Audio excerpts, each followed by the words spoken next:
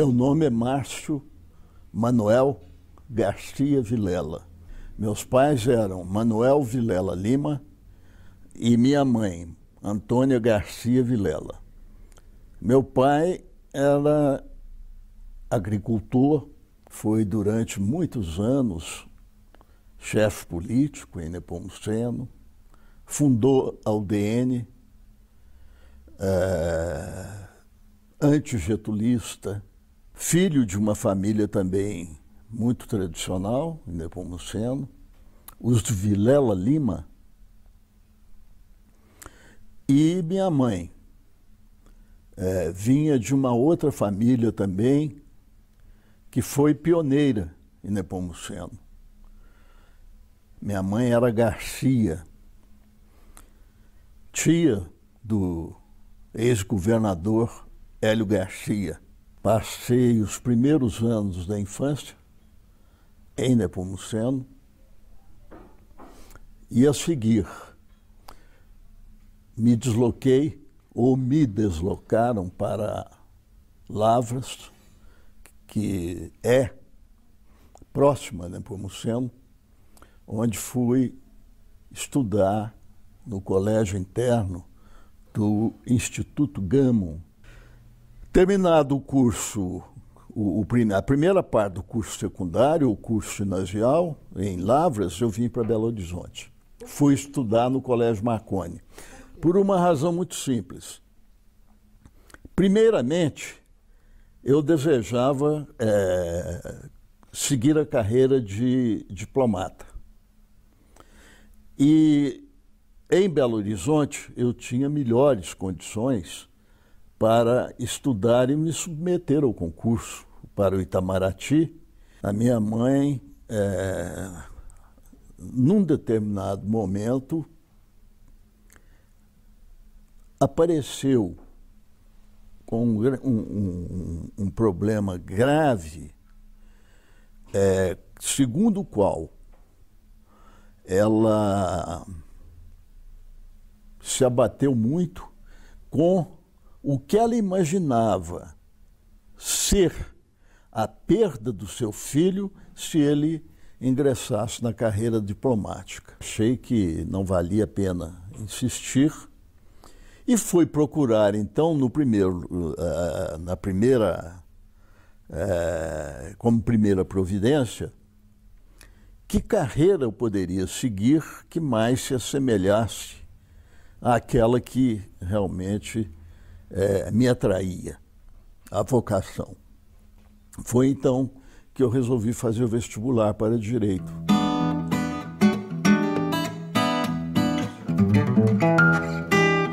A Faculdade de Direito era um celeiro de políticos, de nomeada, e também de cultores da ciência jurídica. Nós tínhamos lá, por exemplo, vou citar alguns nomes, nós tínhamos lá, logo no primeiro ano, o professor Edgar da Mata Machado. Era professor de introdução à ciência do direito. Eu gostava muito dele como pessoa, como professor, e gostava muito de estudar essa matéria. Dediquei-me muito à introdução à ciência do direito.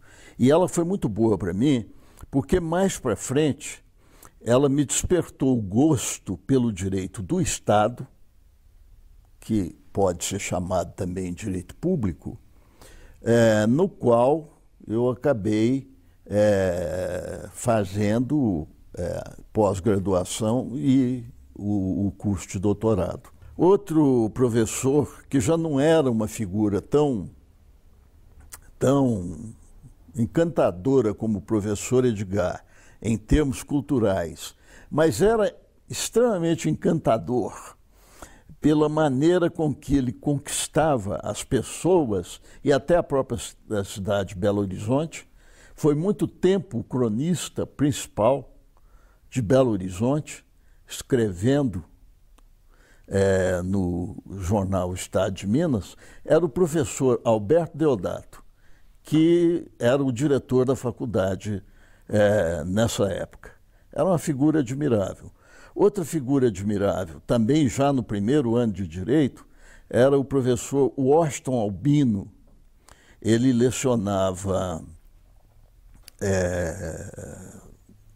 economia política, que depois, por seus estudos, a sua insistência, a sua capacidade de defender ideias, principalmente quando ele mesmo era o autor da ideia, era um homem muito criativo,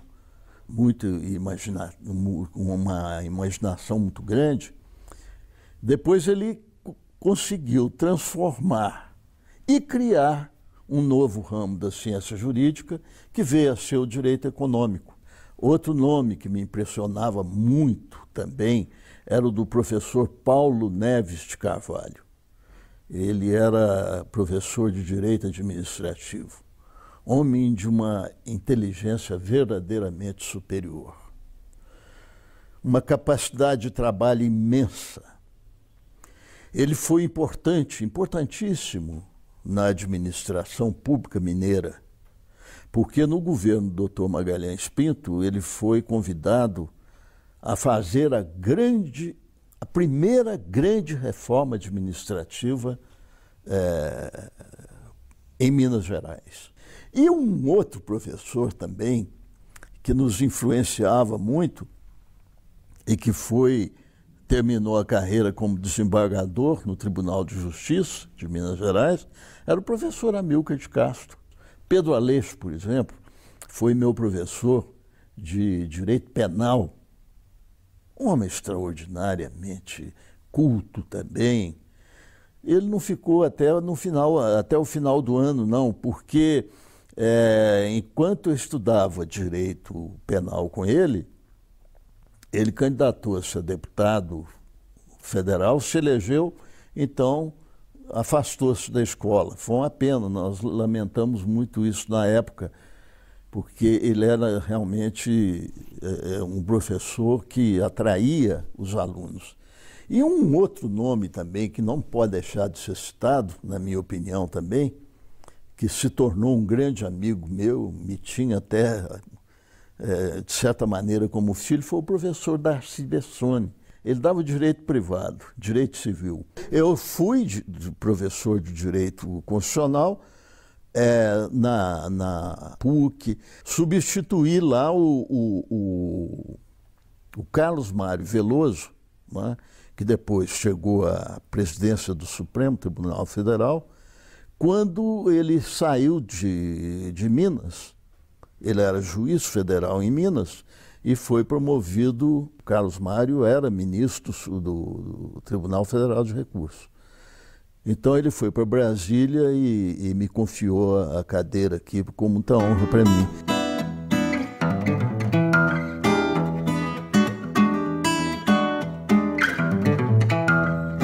Já nessa época, como estudante de Direito, primeiro eu fui oficial de gabinete do Dr. Magalhães Pinto, quando ele era governador.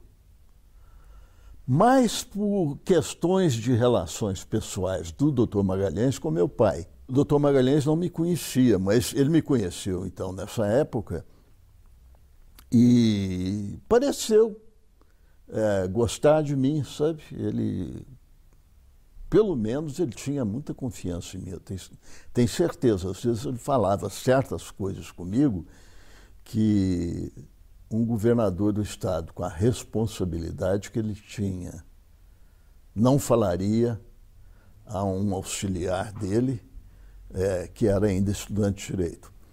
E aconteceu, então, nessa época, que no princípio de 1964, que foi o primeiro ano após a minha formatura, o Dr. Magalhães fez uma reforma no secretariado, já se preparando para os acontecimentos de março de 64. Ele fez uma reforma no secretariado e nomeou o Dr. Aureliano Chaves para secretário da Educação. Como o doutor Aureliano Chaves era muito jovem naquela época, e como o doutor Magalhães confiava muito em mim, ele me comunicou que ia nomear o doutor Aureliano, mas ia me mandar para ser o chefe de gabinete dele. Ele me disse o seguinte: olha, Márcio, eu estou preocupado, porque o doutor Aureliano é muito jovem, você também é, mas você já está mais aclimatado, mais ou menos assim que ele me falou, com a função pública, então você vai para lá ajudá-lo. Nessa época eu estava com 23 anos e ele tinha 33 ou 34. Era uns 10 anos mais velho do que eu. A minha aproximação com o doutor Magalhães diminuiu de intensidade em relação ao que eu tinha anteriormente. Era mais do que natural que isso acontecesse. Essa é a primeira observação que eu faço. A segunda é a seguinte: o doutor Magalhães, que foi talvez o maior articulador político na área civil para os acontecimentos de 31 de março, para viabilizar os acontecimentos do dia 31 de março. E foi mesmo, porque não havia outro líder da estatura do Dr. Magalhães. A tradição que vinha da posição de Minas dentro da Federação Brasileira estava muito viva. Quando Minas tomava a posição, quando Minas falava, quando Minas advertia, aquilo soava com muita força, sabe? E era recebida com muito respeito, com muita reflexão.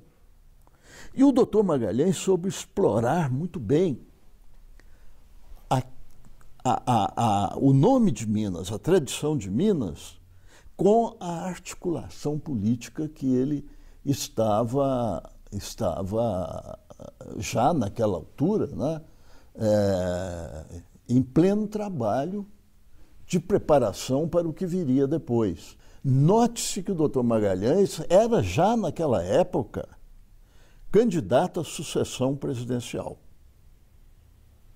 E só havia uma pessoa naquela época que se colocava na frente dele, em termos eleitorais, como um competidor muito sério, que era JK.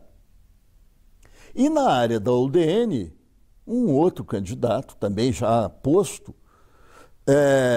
que não tinha, claro, o encanto que Juscelino provocava no corpo eleitoral, mas tinha a audácia, o atrevimento, né, o destempero que todos nós, embora o admiremos, eu sou admirador do Carlos Lacerda, não aprovávamos. Na verdade, pouquíssima gente sabia das articulações do Dr. Magalhães.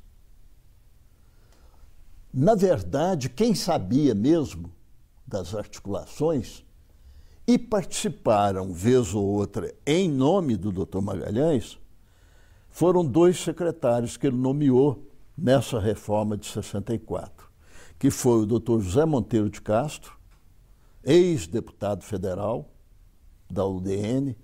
Na época ele ainda era deputado federal. Foi chefe da Casa Civil do Café Filho, quando o Café Filho substituiu Getúlio Vargas. Era um político muito benquisto, porque um homem muito ameno, muito amável, muito educado, muito civilizado, juntamente com o Dr. Oswaldo Pieruccetti. Aureliano tinha vaga ideia. E só mesmo ficou sabendo na noite de 30 de março, na véspera do dia 31, quando à noite as tropas mineiras saíram, né, para derrubar o Jango. Na hora mesmo que os acontecimentos iam se tornar públicos, que ele convocou o Dr. Milton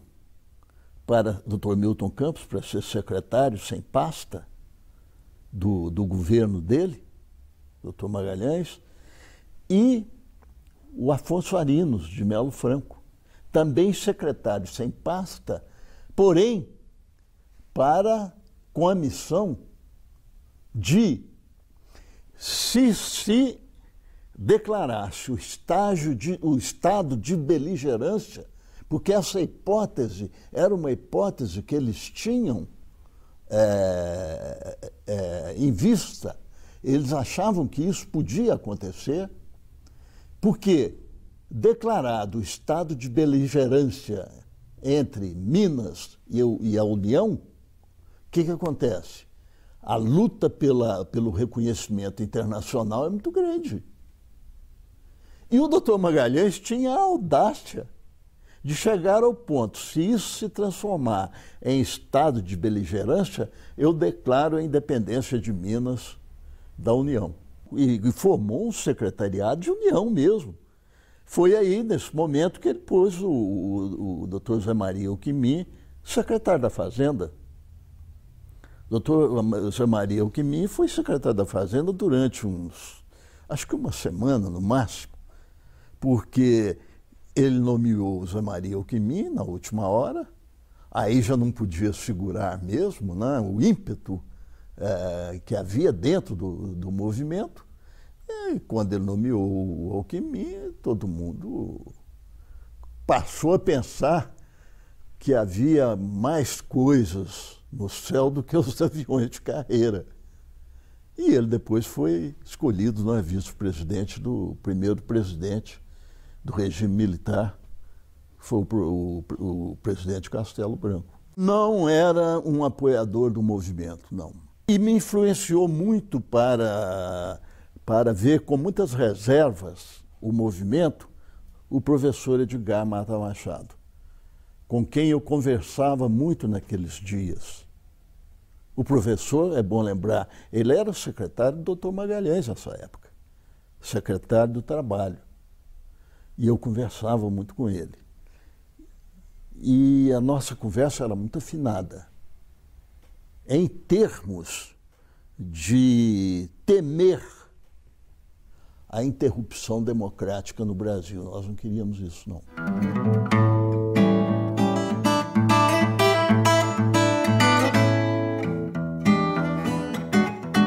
O Dr. Magalhães,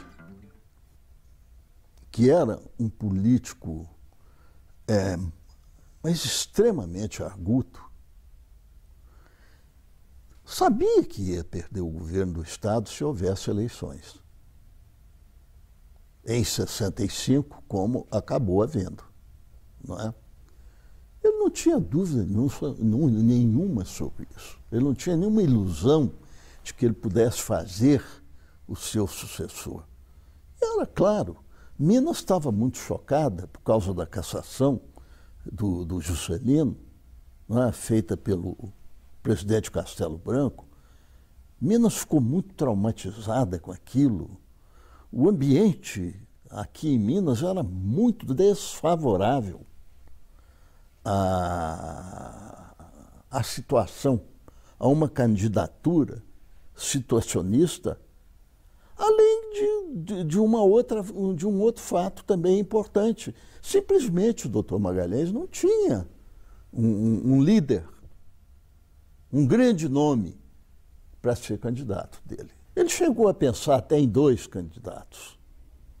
Um que, afinal, ele acabou aceitando, mas sem definitivamente acreditar em qualquer possibilidade de êxito dele, que foi era casado até com uma sobrinha dele, o Roberto Rezende, que disputou o governo de Minas com o Dr. Israel Pinheiro, né?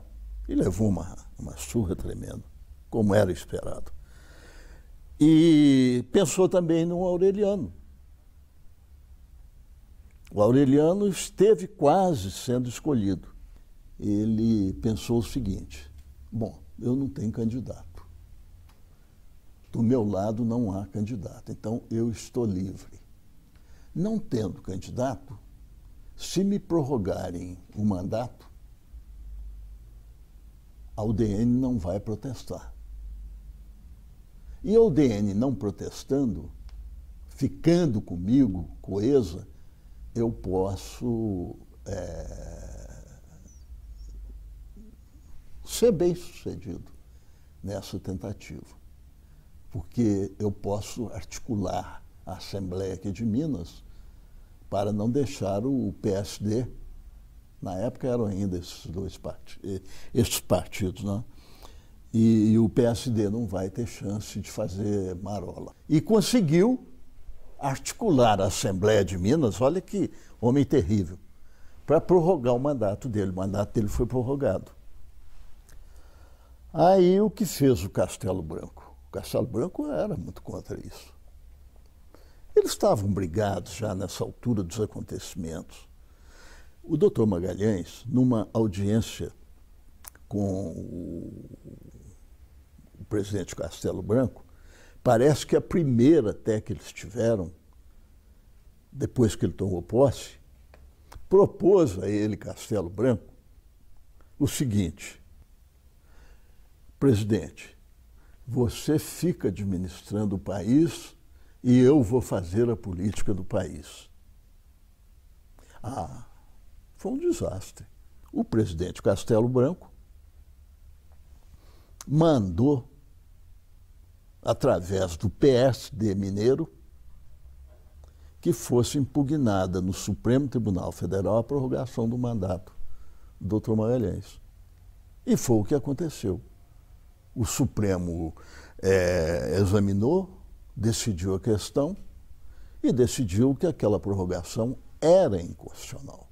Com isso, o Dr. Magalhães não teve mais alternativa, concordou com o nome do Roberto Rezende, que lhe foi trazido pela bancada federal da UDN. Lançou-se a candidatura do Roberto Rezende. O Oscar Dias Correia, num gesto assim romântico, ele tinha disso, né? Os udenistas mais puros eram românticos, né? Enfim, o Oscar Correia, como sinal de protesto, apresentou-se candidato ao governo de Minas na convenção da UDN, mas perdeu de longe. O Roberto Rezende ganhou e foi aquele desastre que todos nós sabemos. Eu me recolhi, então, à Procuradoria-Geral do Estado e fui cuidar da minha vida pessoal. Foi aí que eu tive uma longa experiência no magistério. Eu fui... Um amigo meu que foi ajudante de ordens do Dr. Magalhães, trabalhamos juntos, portanto, no Palácio da Liberdade, já era, naquela altura, tenente-coronel, acho, e passou a ser o comandante do que hoje é a Escola de Oficiais da Polícia Militar. Na época chamava apenas Departamento de Instrução, ali no Prado, né? Então ele me convidou para lecionar lá, para ser professor lá do Departamento de Direito Constitucional.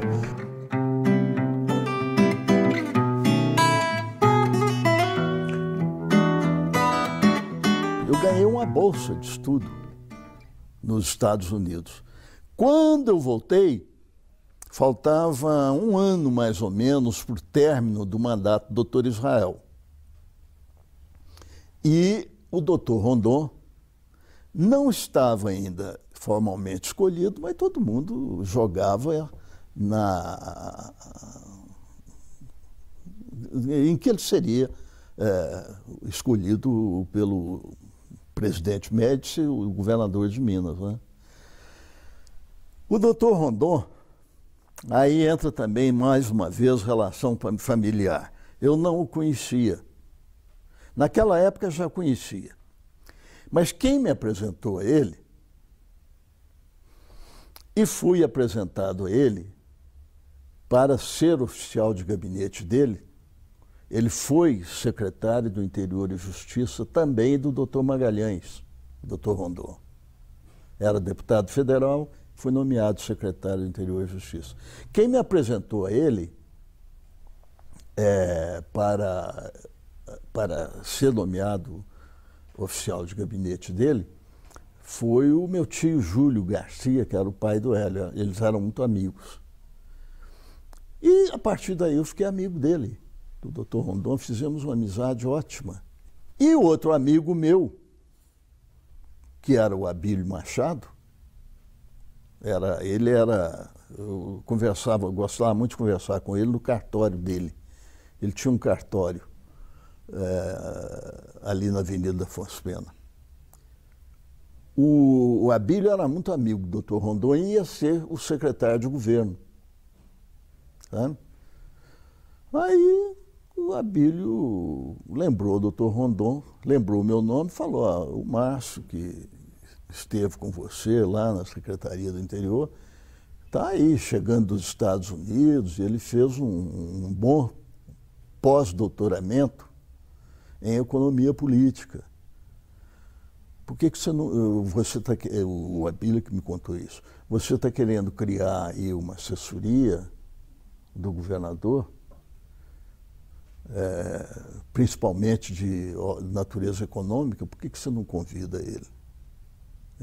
Acho que ele dá certo, disse o Abílio. Aí ele me convidou. E eu fiquei uns tempos com ele, na assessoria técnico-consultiva. Depois ele me nomeou diretor do BENGE. E antes de ele me nomear diretor do BENGE, ele me nomeou diretor-geral do ETRA. O ETRA foi o embrião da Prodenge hoje, essa companhia de processamento de dados. Quando eu consegui montar a Prodenge, eu cheguei para o Dr. Rondon e falei, olha, eu penso que eu cumpri a missão que você esperava de mim, mas eu não quero continuar mais, não gosto de mexer com processamento de dados. Aí ele me disse, eu sabia disso, mas foi uma experiência para você. Eu falei, e muito boa, até uma experiência muito boa.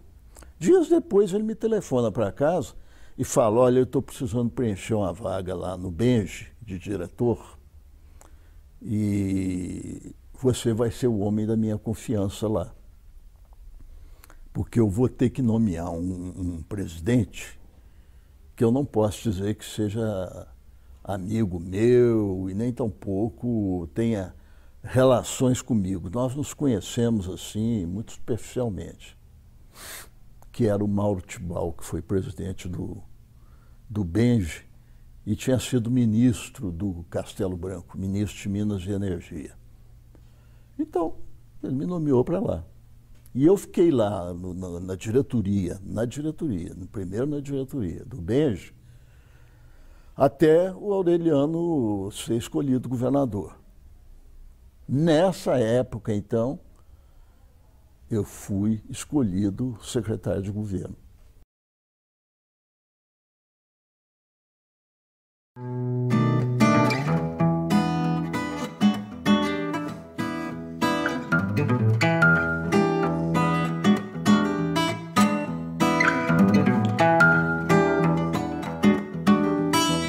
Antes de assumir o governo de Minas, o Aureliano fez uma viagem.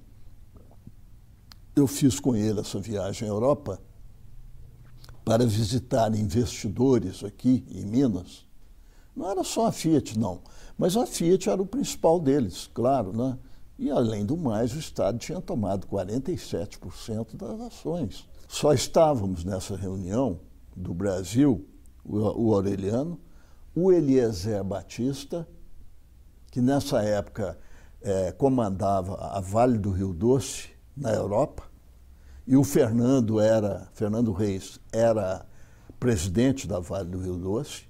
Ele pôs o Eliezer inteiramente à nossa disposição. Antes de acabar o jantar, o Agnelli pede a palavra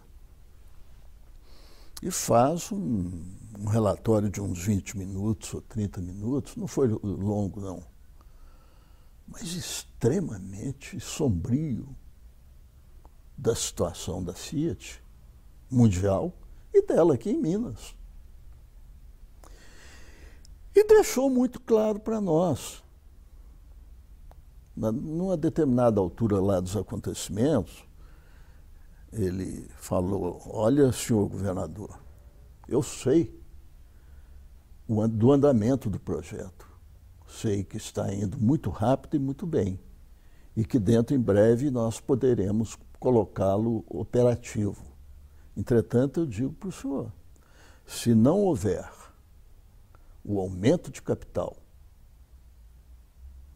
e o Estado não puser a parte dele, eu paro o projeto. Nós precisávamos de uma plena adesão na Assembleia e nós tínhamos muito boas relações com a Assembleia nessa época, porque o líder do governo era o deputado Carlos Eloy.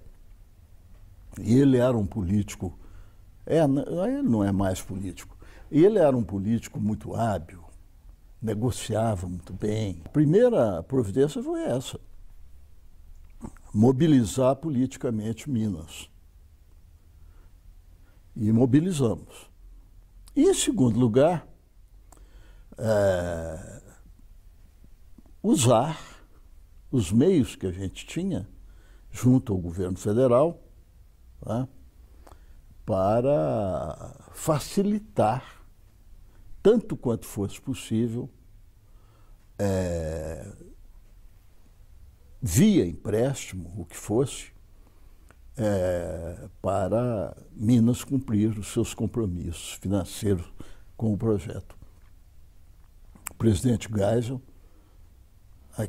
com quem o Aureliano se dava muito bem, o Aureliano tinha amplo acesso a ele, compreendeu muito bem a situação,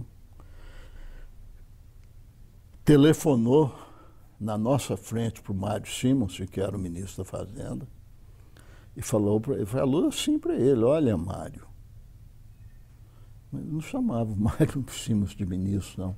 Ele era informal. Olha, Mário, esse projeto não pode sofrer nenhum risco. Em 76, nós inauguramos a Fiat aqui em Minas Gerais. O Aureliano, ele gostava mais de ficar pelas coisas mais abstratas. As coisas mais concretas iam tudo lá para mim. E com o passar dos dias, né, do tempo, eu fui me tornando um verdadeiro chefe dos secretários dele, principalmente das pastas mais difíceis, mais espinhosas, né, mais importantes. Exerci o cargo de secretário de governo até a saída dele, em junho, para se desincompatibilizar e ser o vice da chapa do Figueiredo. Quando então entrou o Ozanam Coelho. E o Ozanam Coelho, para fixar bem, publicamente, a boa relação dele com o Aureliano, que era verdadeira, ele foi um homem muito correto, muito leal e muito bom companheiro, sabe? Ele fez questão que eu continuasse do secretariado. Não como secretário de governo, porque ele queria colocar no lugar o irmão dele, mas me colocou como secretário de Indústria e Comércio.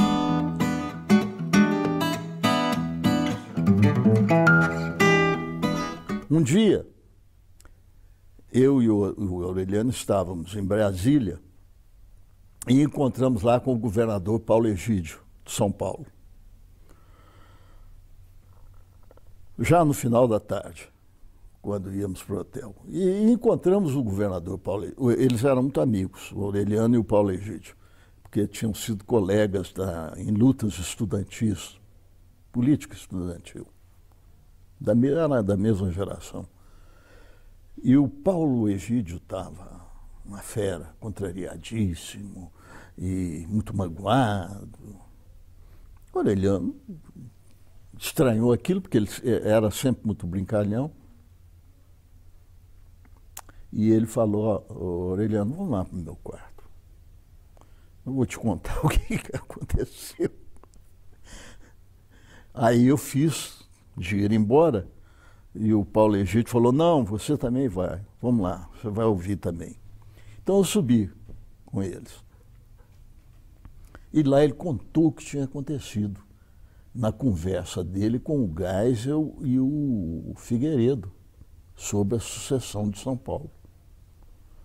O candidato do Paulo Egídio era até um ótimo candidato. Era o Olavo Setúbal.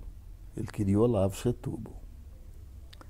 Mas o Figueiredo e o Geisel também apoiava. Ele era muito amigo, ele gostava muito do Paulo Egídio, então ele apoiava também. Mas o Figueiredo encasquetou com o Laudo Natel, que já tinha sido governador do estado. E o Laudo, quando governador do estado, nomeou o Figueiredo comandante da Polícia Militar de São Paulo, e ficaram muito amigos. E acabaram escolhendo o Natel. E foi naquele dia que eles chamaram o Paulo Egídio para comunicar a ele. E aqui a reivindicação em torno de um ex-PCdista da Arena era enorme. O candidato deles era o Biazinho. Né? Uma pressão enorme. Eles ameaçavam largar a Arena e ameaçavam, não largavam nada, mas ameaçavam largar a Arena, que aquilo era uma discriminação contra eles, que todos os ex-governadores que foram escolhidos depois do golpe de 64 eram da UDN, que eles não tinham vez, então eles iam procurar o destino deles. A conversa era toda assim, muito difícil. E eu fui notando que o Aureliano foi ficando cada vez mais agastado com aquela coisa, porque o Aureliano era um homem de paciência curta, viu? Aí ele me disse o seguinte: você quer saber de uma coisa, Márcio? É bom que você fique avisado. Se esse pessoal continuar me atazanando muito com esse negócio, eu vou lá no presidente Geisel e vou indicar você para minha sucessão. Viu? Eu me lembro que eu pus a cabeça para trás e falei: mas Aureliano, tenha paciência, essa não. Você está doido, nem vamos pensar nisso. No dia seguinte, eu falei para ele o seguinte: Aureliano, eu acho que aquele negócio que você me falou, não convém você pensar naquela solução nem nada. Vamos ficar de olho nesse negócio. Eu tenho quase a certeza, eu disse para ele, que o presidente Geisel não vai decidir contrariamente a você em nenhuma hipótese. O Aureliano não tinha muito apreço ao Francilino, não. Não sei porquê, eu nunca perguntei a ele.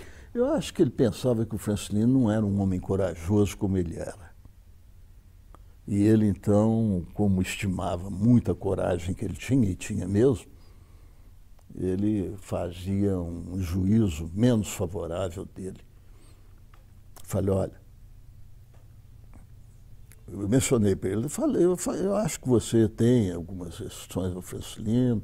O Francilino é um homem assim meio difícil mesmo, você tem toda a razão, mas nós temos de considerar que o Francilino está hoje numa posição muito próxima ao presidente Geisel. E ainda tive o cuidado de dizer para ele: não é o caso de indicar o Francilino, não, o Aureliano. Pelo menos não é ainda. Mas, se tiver de indicar, para evitar maior problema com o PSD, vamos indicar, porque o Geisel vai gostar muito, ele vai dar apoio total e fácil o Francilino. Ele concordou comigo. Dias depois, o Francilino veio aqui a Belo Horizonte e me convidou para um almoço. E como eu tinha confiança nele, o Francilino, ele é muito correto, viu? Quando você conta uma coisa para ele a título de segredo, ele não vaza aquilo de jeito nenhum. Falei: eu vou trabalhar, Aureliano, para admitir você. E ficamos combinados o seguinte, em algum momento que ele tivesse alguma coisa que valesse a pena a gente tomar conhecimento, ele entraria em contato comigo. Ou eu com ele, se acontecesse o inverso, né? Algum tempo depois, não muito tempo depois, um dia eu estava já no meu gabinete lá no segundo andar do Palácio dos Despachos, o governador ficava no terceiro andar. Quando, era mais ou menos umas 3 horas da tarde, quando eu recebo, a minha secretária me fala que o Francilino estava no telefone e precisava falar comigo. Aí ele me falou o seguinte, olha, Márcio, eu estou indo agora, a chamada do presidente Geisel, ele não me deu o motivo do convite, mas eu tenho quase certeza que é a sucessão de Minas. Então, eu preciso,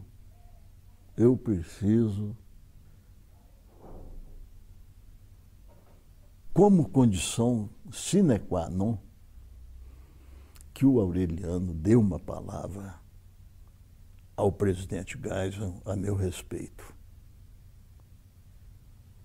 Se não sair essa palavra, eu não serei governador de Minas.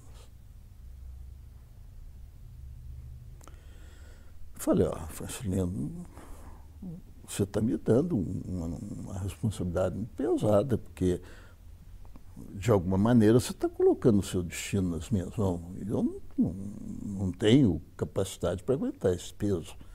Mas eu vou lá agora conversar com o Aureliano e se ele estiver de acordo, eu vou sugerir que ele dê um telefonema agora, então, para o presidente Geisel. Então, ele do outro lado, então fácil, porque provavelmente eu já estarei essa hora lá no gabinete do presidente. E daí a pouco eu subi, sabe, lá para o terceiro andar. Contei o caso para o Francilino. O Aureliano me olhou bem e tal, perguntou, o que você diz disso? Aí eu falei, Aureliano, não digo nada, eu te preveni aquela época com o Paulo Egídio, você lembra e tal. É isso mesmo, ele falou. Pois é, eu acho que se você não tem maiores restrições ao Francilino e achar que a sucessão em Minas deve fazer com que a ex-UDN continue no poder, já que eu sei que você não tem nenhum candidato aí, né, de outra origem, é fácil, chama a dona Esther aqui agora, era a secretária dele, pede uma ligação com o presidente Geisel e fala para ele. Fala para ele que, na sua opinião, a melhor solução para Minas é o Francilino. Foi um telefonema curtíssimo. Curtíssimo. Se cumprimentaram, aí o Aureliano disse para ele, presidente, eu estive pensando muito. Eu acho que para Minas o mais conveniente é o nome do Francilino para a sucessão. Não sei o que o presidente falou para ele do outro lado, deve ter dado uma palavra, não sei, ele não me falou. E depois que ele falou isso, eles se despediram e ele me disse o seguinte, olha, o que o Francilino está precisando está feito. Agora você fala para ele que o que eu podia fazer eu fiz.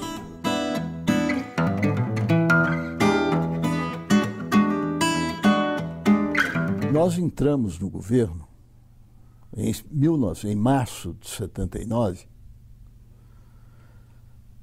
num processo em que os compromissos com a abertura democrática se iniciaram efetivamente.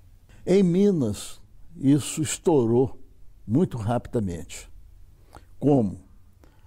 a famosa greve das professoras, que nem fazia um mês que o governo Francelino havia assumido, e eu, entrado na Secretaria da Fazenda, que ela estourou. E estourou com uma força muito grande, tão grande quanto inesperada, porque ninguém esperava também. Não havia nenhum tipo e nenhum esquema de informação que desse mais ou menos uma ideia de como ela se formara, não é? Quais eram realmente as suas lideranças, a ponto de o secretário da Educação da época, o deputado Paulino Cícero, dizer, talvez com bom gosto literário, mas com muita inoportunidade política, que a greve não tinha rosto. Logo a seguir apareceu o rosto. Uma senhora, na televisão, foi lá fazer um programa e dizer que ela era o rosto e que ela tinha, sim.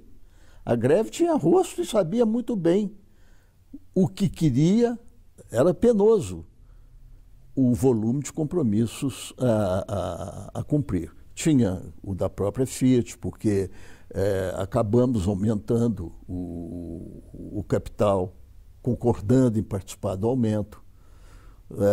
Caberia aí ao Estado algo como 70 milhões de dólares, era muito dinheiro, numa época em que os canais de financiamento externo para o Brasil estavam se fechando. Quando eu deixei a Secretaria da Fazenda,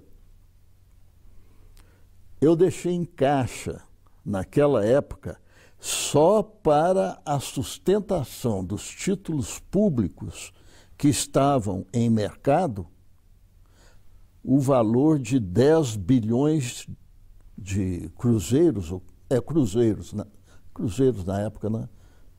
Mudou tanto a denominação do padrão monetário que a gente já nem lembra mais. Mas suponhamos que fossem cruzeiros. Então, para o que era básico, para o que era fundamental, dinheiro havia. Aproveitando a desincompatibilização e a reforma do secretariado em março, abril de 82, eu pedi também ao governador Francelino que me substituísse. E ele, então, me substituiu, deslocando o professor Paulo Haddad, homem de grandes méritos, grande economista. Ele foi deslocado do planejamento para a Fazenda. E, com isso, o governador Francelino passou o governo ao governador Tancredo Neves em situação relativamente confortável.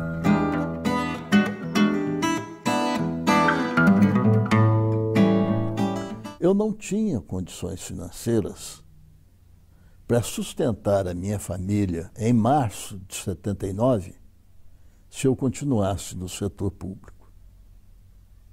Não tinha. Porque, graças a Deus, é o grande padrão, é o grande quinhão que eu deixo como herança para minhas filhas, é esse. Da honestidade, do zelo, do cuidado com o dinheiro que não é meu, que é do povo, que é o dinheiro público, contrariamente ao que é hoje, né? Contrariamente ao que é hoje, eu vou repetir para dar ênfase. Então, eu resolvi, diante daquela situação, na qual eu não tinha sequer uma casa para morar, com 3 filhas já, uma delas nascida há pouco tempo, eu não tinha sequer uma casa para morar. Então, eu resolvi que ou eu continuava no setor público, mas então eu tinha que mudar o roteiro. Ao invés de ficar em cargos do Poder Executivo, eu tinha também, para legitimar os cargos do Poder Executivo, eu teria também de disputar mandato eletivo. Aliás, coisa que por 2 vezes o Aureliano, com insistência, quis que eu fizesse. Quando saí da Secretaria da Fazenda também, se eu quisesse, eu tinha condições de disputar um mandato de deputado federal. Mas, mais uma vez, eu não quis, porque eu não sou homem de ficar pedindo, principalmente, voto. Eu tinha sido aprovado pela Assembleia, ainda no governo Aureliano Chaves, para ser conselheiro do Tribunal de Contas. Quando eu aceitei a Secretaria da Fazenda, a convite dele, eu renunciei, porque achei que também não era possível mais eu fazer a instituição esperar um membro dela mais um período de governo. Aconteceu que o Francilino passou o governo dele todo sem preencher a vaga que deveria ser preenchida por mim, sabe? Então, quando eu fui pedir a ele a demissão da Secretaria da Fazenda, ele teve a generosidade, o gesto generoso de me perguntar: mas e o tribunal, você realmente renunciou mesmo? Eu falei: governador, renunciei e renunciado está, não tem como voltar atrás. Vazou a notícia que eu estava saindo quando eu recebi um pedido do controlador do Banco Rural para dar uma audiência para ele ir encontrar-se comigo no meu gabinete.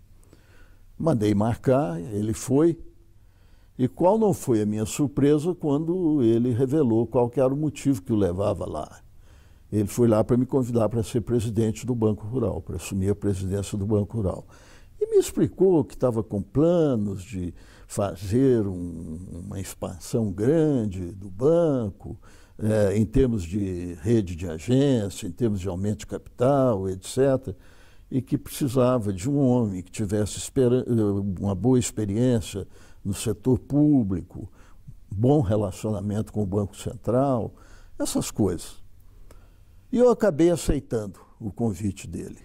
Confesso hoje a você que é o grande arrependimento que eu tenho da minha vida. Não de ter deixado a Fazenda, tinha de sair, mas a escolha foi má para mim.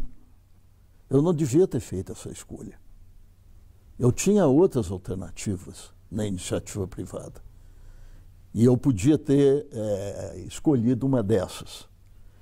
Eu sofri muito lá, acho que esse banco sempre foi muito mal conduzido, muito sequioso de produzir receitas ilegítimas,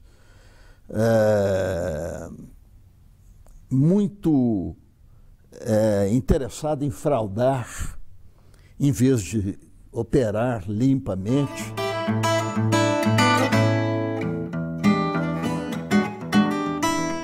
Em 82, o doutor Tancredo foi eleito governador de Minas, como nós sabemos. Mas para o final do ano de 82, eu recebi um telefonema dele em que ele pedia que eu o recebesse na minha casa, que ele gostaria de conversar comigo. Obviamente, eu disse para ele que era uma honra para mim que ele marcasse o dia e a hora. Ele foi à minha casa e me disse mais ou menos o seguinte, que precisava de um homem com as minhas características no governo dele. Ele me convidou, o primeiro convite que ele me fez foi para que voltasse para a Secretaria da Fazenda, para que eu assumisse a Secretaria da Fazenda. Aí eu agradeci muito a ele, mas falei para ele: olha, eu não posso, doutor Tancredo, a Secretaria da Fazenda é muito exaustiva, é uma pasta muito difícil e não acho que alguém deva experimentar o exercício dela mais de uma vez. Uma vez é mais do que suficiente. E, além disso, eu tenho comigo a convicção que a gente nunca deve repetir um cargo público. Porque, se foi bem da primeira vez, a tendência na segunda é ir mal. Então, não vale a pena. Ele compreendeu o argumento e falou, então, ô Márcio, eu vou dar a você uma alternativa e essa você não vai poder recusar. Eu quero, então, que você assuma a presidência do BENJ. Então, aceitei. Aceitei e também não me dei bem no BENJ. Não fiquei satisfeito. Porque encontrei uma voracidade no então PMDB insuperável, inadministrável. Eu passava como presidente do BENJ uma boa parte do dia atendendo deputado que queria ou remoção de gerente, transferência de gerente de uma praça para outra, ou então empréstimo. Nem uma coisa nem outra, porra. Eu não posso emprestar para quem eu quero, mas para quem tem condições de tomar empréstimo, não é verdade? Aquelas coisas todas somadas ao quadro geral, aquilo tudo foi me dando uma impaciência muito grande. E um ano depois de ter assumido a presidência do BENJ, eu pedi ao Dr. Tancredo para sair.